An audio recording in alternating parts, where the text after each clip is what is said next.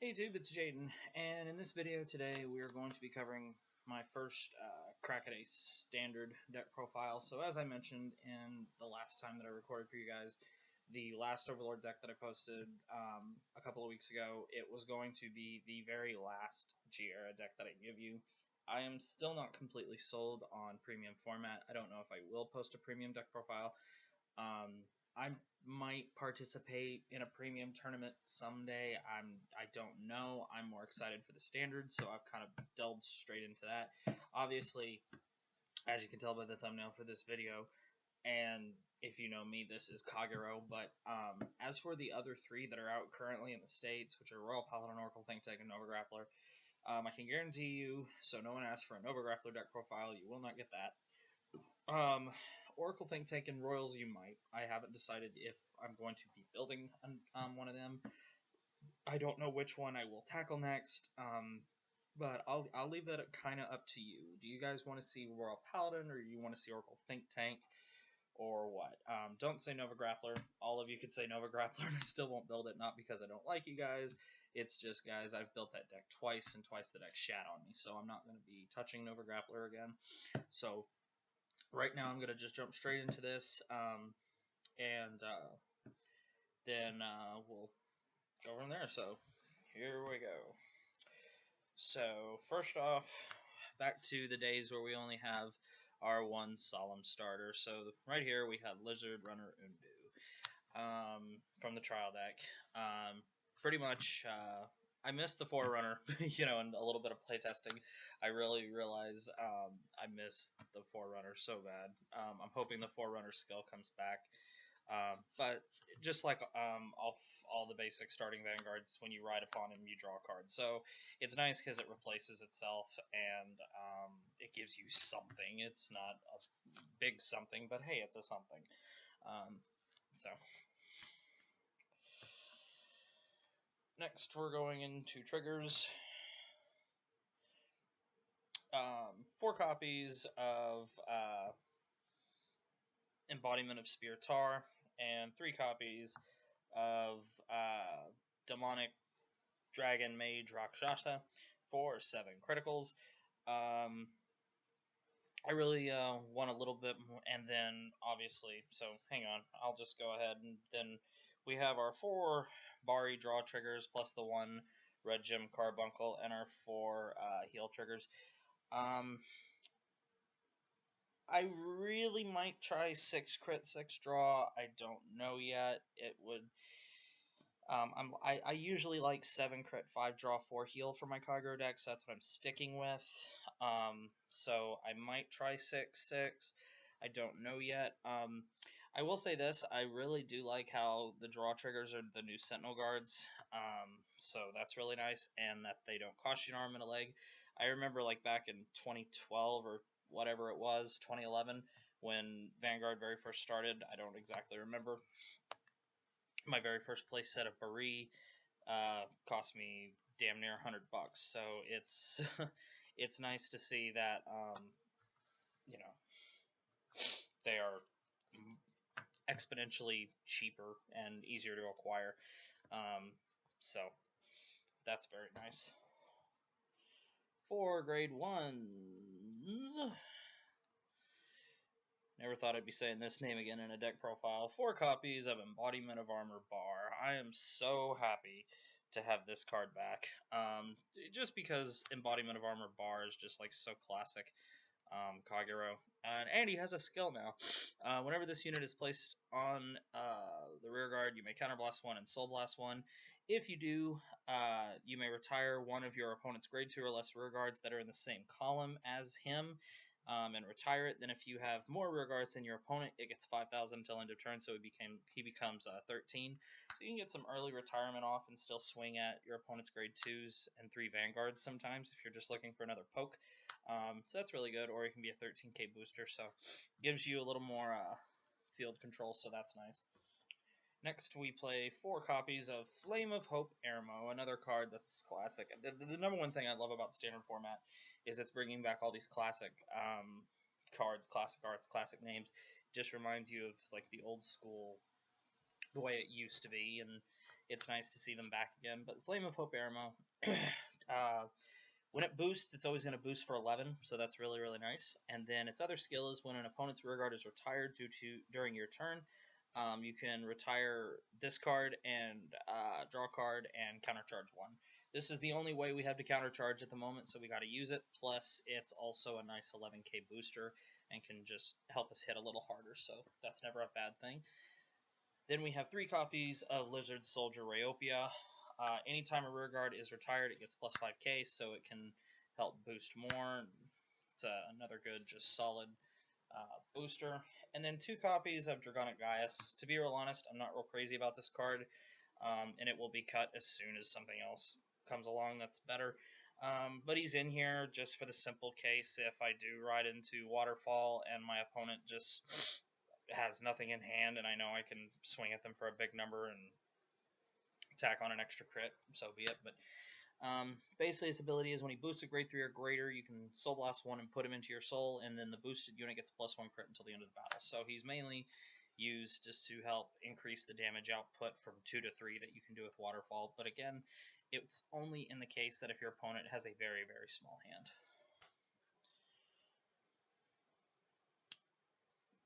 Grade 2. Another classic Kagero that I'm really glad to see back for Berserk Dragon. Berserk Dragon is Vanguard Rearguard skill. When he's placed on rearguard, you may Counterblast 1 and Soul Blast 1. Choose one of your opponent's rearguards and retire it. If this unit is on the Vanguard, you also draw a card as well.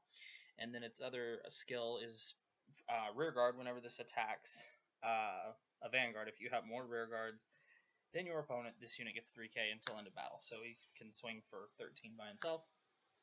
But I really like how on ride you can Counterblast 1, Soul Blast 1, pop something, and draw something. So he gives you, he essentially replaces himself in your hand, so that's really nice. So you, it helps you maintain the same hand size. You don't minus or plus from it. So. Next, we play 3 copies of Dragon Knight and Hallam. Dragon Knight and Hallam, I would say it's nice to see him again, but he's been so many different forms of him and splashed around in the game ever since the original startup days. So whenever he's placed, you can Soul Blast, Counterblast 1, I'm sorry, not Soul Blast, Counterblast 1. Choose one of your opponent's rearguards in the back row and retire it, and this unit gets plus 5,000 until end of turn. So he helps you get rid of your opponent's boosters, and he becomes 15 for the turn. So, really good. 3 copies of just our 10k vanilla embodiment of Shield Lom. I like him because the one thing that they did do with 10k vanillas is they made him 10k intercepts now as well, which is nice. So it gives you a little more shield value. Well, 10k intercepts or 10k guards. So I like it just for shield purposes. And then lastly, 2 Dragon Armored Knights. If your opponent is 3 or less rearguards, he gains 5k during the battle phase. So next we go to grade 3s. For the first grade 3, obviously we're playing 4 copies of Dragonic Overlord. And so Dragonic Overlord, you can Soul Blast 1 to give him an additional 10k, whether he's on the Vanguard or the Rearguard circle. And then his Vanguard skill is when his attack hits, you may Counterblast 1, discard 2 cards from your hand, and stand him, and he gets -1 drive. So that's really nice. Also, obviously, when you ride, you're going to get a force marker out of it. In case someone were to ask how many markers you should carry, I'm going to carry 6. I really don't think you're going to need 8. I don't see myself riding grade 3 8 times in one game. I just don't see that happening. I think 6 is even pushing it. I think the most anybody's ever going to ride is 4, maybe 5 at the most. But, you know, I carry 6. So, and then I will say this. I'm really glad they brought back the classic Overlord art. It just looks really nice, so that's really cool. And I preferred this art over the other one. I just think it looks cooler. So some people are asking me which art I liked better. And then finally we play our 4 copies of Dragonic Waterfall.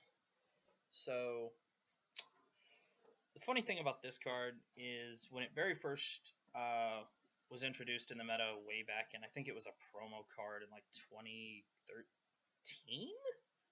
2013, I think. It was like towards the tail end of Limit Break format, and he was virtually worthless. So I think it's really cool that they took a card that was looked at as just a waste of space and a waste of a promo card, and actually gave him some validity and a place in the meta. That's actually really, really cool. So whenever he's placed, you're going to get to pop one of your opponent's grade 2s, grade 2 or greater rear guards, so you're essentially taking out an intercept or a shield, so which is a smart, a lot of people, when they read the card, they were like, he should be able to pop anything. If you really think about like the skill they gave him, since he blocks your opponent's sentinels, the only way they typically can deal with him is trying to manually guard him to get their shield above whatever you're swinging with, and then using their intercepts as well. So the fact that he pops a grade 2 or greater is really fits into his skill. So you can take out one of their intercepts because they might have a 10k intercept. You never know. And then his other skill is whenever he swings, you may Soul Blast one grade 3 in your soul out to give him the plus 10k, the plus 1 crit, and the Sentinel nullification where your opponent can't use a Sentinel to guard against him. And also I got the gorgeous red arts of him. So I don't see this being a permanent ultimate finisher for the deck. I'm waiting to see what they say. Novel Vogue's gonna no. Is it Novel Vogue or Noval Vague? I've never been able to figure that out. I'm waiting to see what they do with him before I start planning that far ahead, because I know someone's gonna ask. You typically don't want to ride this first because he is worthless as a first Vanguard, really, except for the force counter. So, I mean, if this is the only grade 3 you have, obviously you're going to ride it because you don't want to just not ride. But the goal is to ride Overlord first and then ride into Dragonic Waterfall. But Dragonic Waterfall, like I said, it's very nice to see that they gave him a new effect, a new look, and he just looks so much better, has a good effect, and he's actually useful, because, I hope they do that with the rest of the cards, like from Standard, because there was a lot of cards that were just, so it'll be nice to see if Bushiroad continues to take cards from the old game, or the old format, that were horrible, and make them into good ones. So that's, it's nice. So I will say, some people are asking me, like my opinion on where does this deck fall. Between the 4 we have, Oracle Think Tank is the best deck, guys. That is no question. It's simply because Oracle Think Tank can just cycle their entire hand they can draw a crap ton of cards, they can stack the top card of their deck, and they literally can just maintain card advantage. I think this deck is better than Royal Paladin and Nova Grappler, in my opinion. Kagero and Royal Paladin, they can, some people say they're even grounds and the Nova Grappler's below them. It's a matter of opinion. I personally am of the belief that Oracle Think Tank is the top deck, and I'm pretty sure most people would agree with that. And there are some people that are really angry about that say that Royals and Kagero should be the top 2. And guys, Oracle Think Tank hasn't even been relevant for years. Let them have their moment. I'm actually happy to see that they are the relevant deck, because they have been so irrelevant for so long. So, anyway, guys, that is my Kagero standard deck profile. Really enjoy the deck. It's for what it is right now, it's really, really good. It's better than Kagero was when it very first started out, because it took Kagero quite a while to climb to be a meta powerhouse. So it is really nice way to start off in Standard. Like I said, I do not think I will be posting a Kagero premium deck profile. If that's something you guys really want to see, though, let me know and I'll consider it. If you guys want to see a Kagero premium deck profile, I tell you what, I will do it for you. But unless it's something you guys want to see, I'm not going to waste my time. But if you do want to see a Kagero premium deck profile, you can tell me in the comments below, and I will start getting a deck list together. But as far as this guys goes, I'm going to either be tackling Royal Paladin or Oracle Think Tank next. Just let me know which one you'd like to see more and hear my thoughts on. It's been a while since I've done a Q&A, so let's say in the comment section of this video, or to the team's email address, send me any questions that you would like me to answer in the next Q&A, and we will go from there. So anyway, guys, thank you very much for watching, and I hope you enjoyed this deck profile. If you have any questions, thoughts, concerns, or feelings, or otherwise, feel free to share them down below. So anyway, guys, make sure you leave a like, comment, subscribe, thumbs up the video, and all that jazz, and I'll see you next time.